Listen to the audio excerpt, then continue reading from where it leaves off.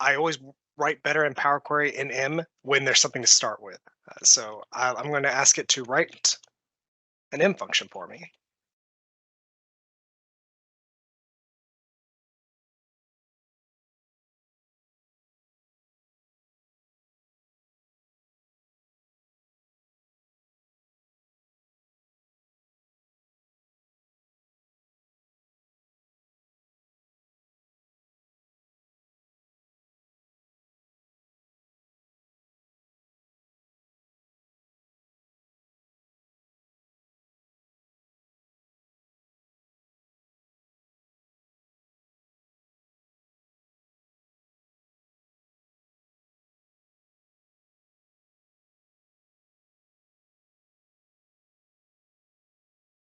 So what an interesting way that the code was created. And I have run this before, this exact prompt before, and it did a little different this time, but the end result was still almost identical to the first time, which is always an interesting part of using ChatGPT.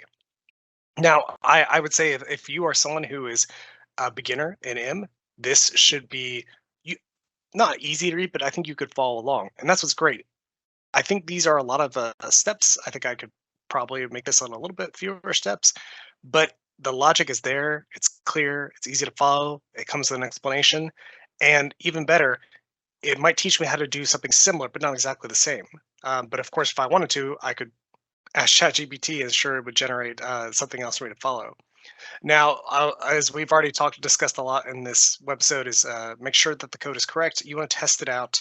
You want to use it and then look and see. In this case, we want to say, is it correctly identifying weekdays versus weekends before you would put something in production?